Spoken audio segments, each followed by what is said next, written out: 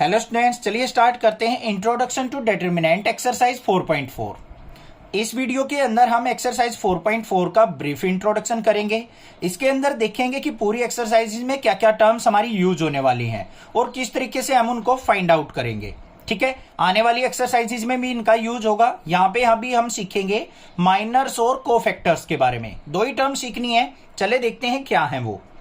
सबसे पहले अगर मैं बात करूं माइनर्स की और फिर उसके बाद बात करेंगे हम कोफैक्टर्स की, तो ये होते क्या हैं, किस तरीके से हम इनको फाइंड आउट करते हैं। सबसे पहले देखो, मान लो आपको कोई भी डिटरमिनेंट दे रखा है जिसके एलिमेंट्स जो हैं वो इस तरीके से हैं 1 2 3 4 5 6 7 8 9। ये हमें एलिमेंट्स दे रखे हैं किसी डिटरमिनेंट के और हमें पूछ ले यहां पे कि माइनर्स फाइंड आउट करो।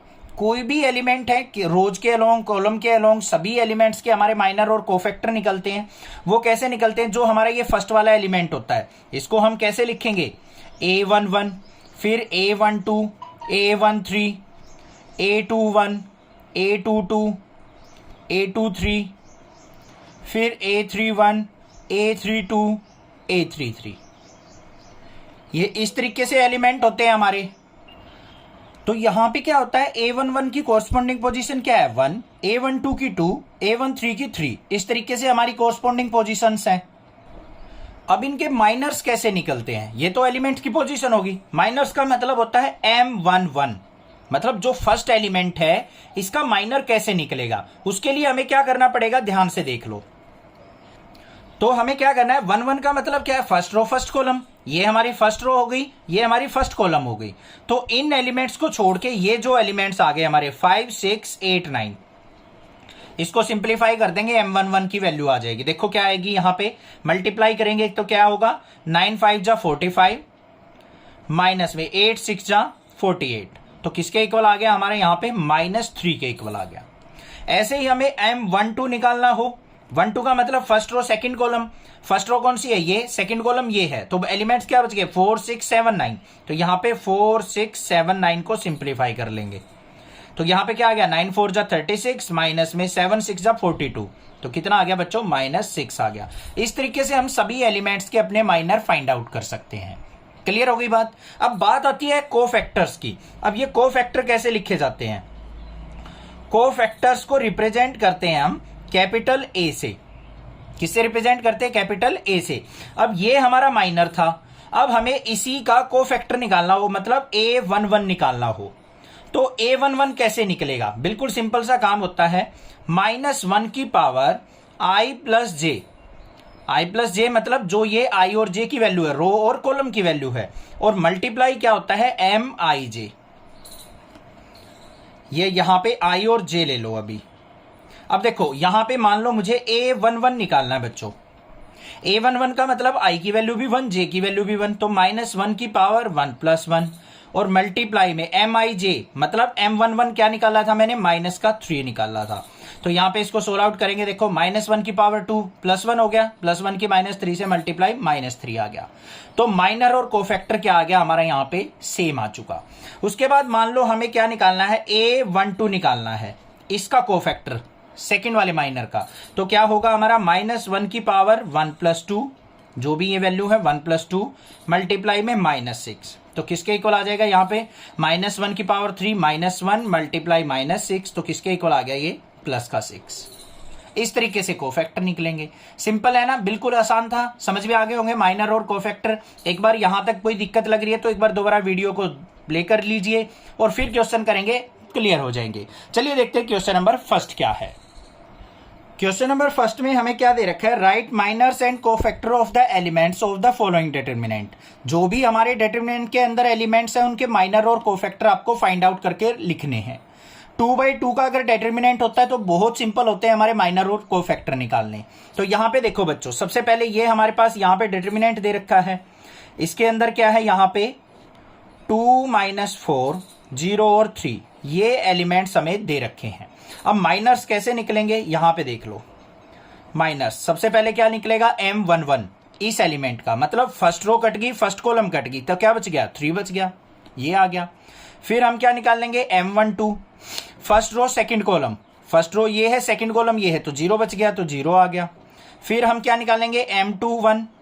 M21 मतलब second row first column, second row ये है, फर्स्ट कॉलम ये है, ये लाइन कट गई, ये कट गई, -4 बच गया। फिर निकालेंगे M22। M22 का मतलब ये और ये कट गया, तो क्या बच गया, 2 बच गया। आ गए हमारे पास माइनर्स। अब हमें निकालने हैं कोफैक्टर्स। कोफैक्टर्स निकालने का सिंपल सा फॉर्मूला है हमारा, क्या है, -1 की power i + j into MIJ। ये फॉर्मूला होता है हमारा AIJ का। अब इसका मतलब क्या है हमारा, सबसे पहले क्या निकालना है, A11 निकालना है। इसका मतलब -1 की पावर 1 + 1 इंटू M11। तो क्या हो गया यहाँ पे, -1 की पावर 2 हो जाएगी, तो 1 मल्टीप्लाई M11 की वैल्यू क्या थी, 3, तो कितना आ गया, 3 आ गया। फिर हमें A12 निकालना है, मतलब -1 की पावर 1 + 2 इंटू M12, मतलब -1 की पावर i और j की वैल्यू करेंगे और माइनर जो भी निकला था उसकी मल्टीप्लाई कर लेंगे। तो यहाँ पे -1 की पावर 3 कितना हो जाएगा, -1 मल्टीप्लाई M12 क्या था हमारा, 0, 0 से -1 की मल्टीप्लाई 0 हो गया।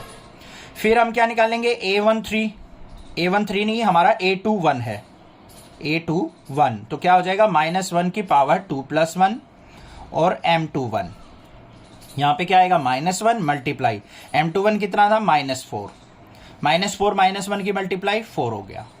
फिर हमें A22 निकालना है, तो क्या हो जाएगा, -1 की पावर 2 + 2 और M22, क्या आएगा यहाँ पे, -1 की पावर इवन हो जाएगी, तो 1 हो गया। M22 कितना था, 2, 2 1 जा 2 आ गया। ये हमारे पास माइनर्स आ गए, ये हमारे कोफैक्टर आ गए।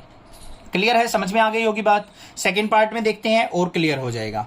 सेकेंड में हमें डिटर्मिनेंट क्या दे रखा है, हमें दे रखा है A, C, B और D। सबसे पहले क्या निकालेंगे, माइनर्स।